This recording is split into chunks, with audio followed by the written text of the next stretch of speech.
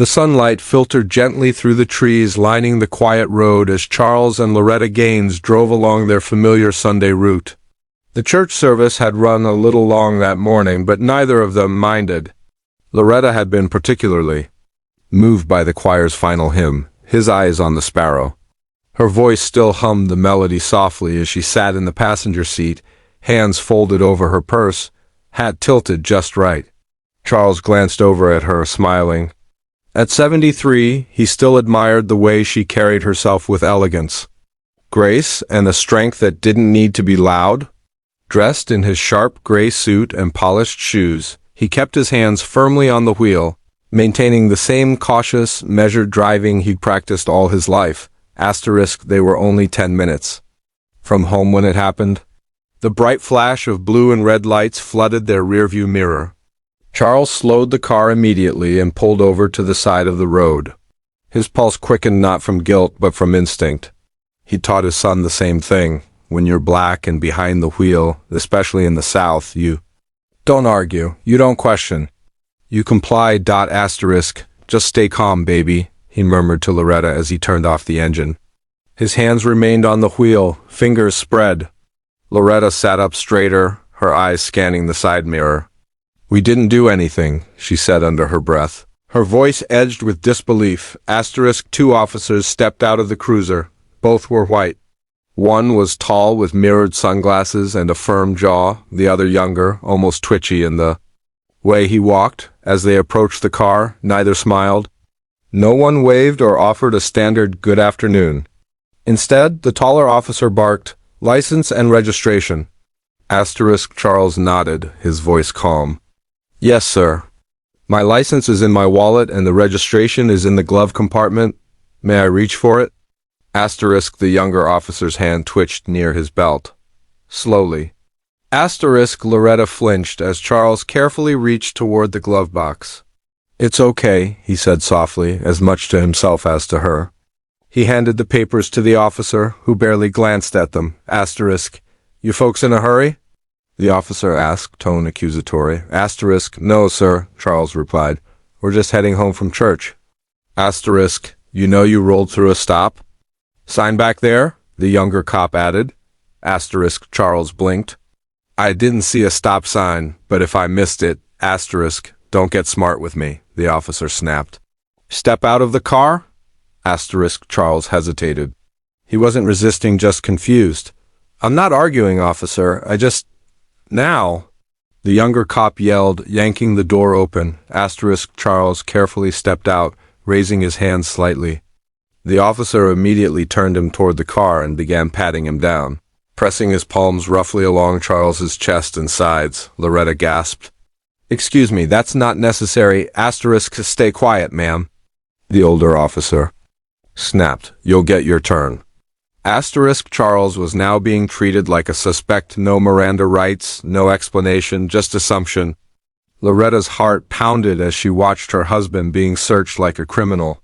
She fumbled in her purse for her phone. "Don't reach for anything," the older officer yelled, pointing at her sharply.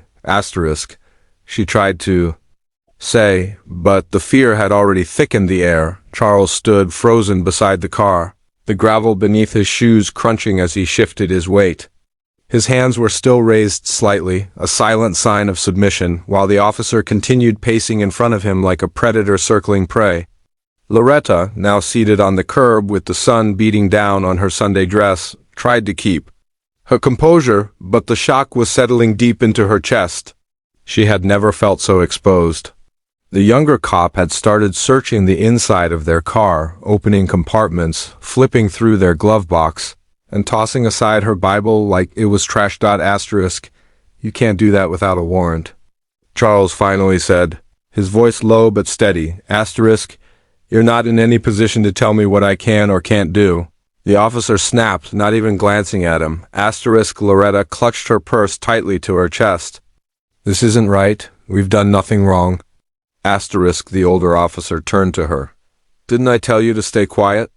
You people always got something to say, you people." She echoed softly, the words cutting deeper than any shove. Could asterisk one of the neighbors who had stepped outside to watch now pulled out her phone and began recording openly. "Hey, you don't talk to them like that," she shouted. But the officers ignored her, asterisk Michael. She had to get to Michael, asterisk Loretta dug into her purse again, trying to hide the movement. Her fingers found her phone and, despite her trembling hands, she managed to tap on her son's contact. She barely got 2 words out, "Michael, help," before the younger cop noticed the phone and snatched it from her grasp. Ending the call, asterisk meanwhile, Charles had begun to breathe harder, not from panic, but from helplessness. He had never felt so humiliated in all his life. Not during the march of the 60s, not even during the time he was denied service at a diner just for trying to order a coffee. This was worse because it wasn't just about him anymore. It was about Loretta. About how they were being treated like criminals while simply trying to get home from church, asterisk back at his base. Michael stared at his phone in disbelief. The call from his mother had lasted just 7 seconds. Her voice had cracked, then nothing. He didn't need an explanation. He knew something was very wrong. Without a word, he threw on his boots, grabbed his keys, and sent a message to a fellow. "Marine, asterisk, family's in trouble. I need eyes and a camera. Meet me at the corner of Riverbend and Langston." He was out the door in less than a minute. On the street, Loretta was now seated on the curb, sweating under the sun, her knees aching. Her hat lay crumpled by the car's tire. Charles sat next to her, rubbing her back gently. He leaned close and whispered, "Michael will come. He always does." Asterisk and miles away, the engine of a black Ford truck roared to life as their son, Marine Corporal Michael Gaines, took the wheel. Asterisk the officer moved to her side of the car. "Step out." Asterisk Loretta didn't move right away. Her legs were stiff and her fingers couldn't find the seatbelt release fast enough. The officer opened the door with force, causing her to stumble as she tried to exit. Her hat fell, landing in a patch of grass by the curb. She looked down at it, her breath catching in her throat, not just because of the hat, but because of how small and vulnerable she felt in that moment. Asterisk across the street, a young woman on her porch had begun recording. Others peered out their windows. The couple was known in this neighborhood, respected, loved. Charles used to volunteer at the library. Loretta sang at every block event. But now they were reduced to just 2 black faces on the side of the road, being treated like threats. Asterisk Charles stood quietly as his wife was pulled from the car. He wanted to help her, to shield her from the indignity, but he knew better than to make a sudden move. His heart burned with helplessness. Asterisk Loretta looked at him, eyes wide and tearful, and whispered just one word, "Michael." Then, with trembling hands, she dialed their son. The moment Michael's truck came into view, there was a sudden shift in the energy on the street. He didn't screech to a halt or blast his horn. He pulled up silently but deliberately, his jaw set, eyes scanning every movement like a soldier entering a battlefield. Without hesitating, he stepped out and walked toward his parents. His presence was calm but intense, like a storm about to break. The officers noticed him instantly.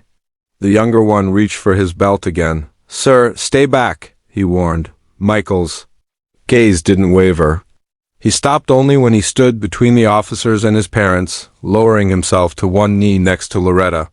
Her face was pale and damp with sweat. Charles looked up, relief flooding his features. Asterisk, "You okay, Mom?" Michael asked quietly. Asterisk, "They humiliated us," she whispered, gripping his arm. Asterisk Michael stood, turning toward the 2 officers. "I'm Corporal Michael Gaines, United States Marine Corps. You have exactly 1 chance to explain why you've illegally detained and searched my elderly parents." Asterisk the officers froze. The older one tried to regain authority.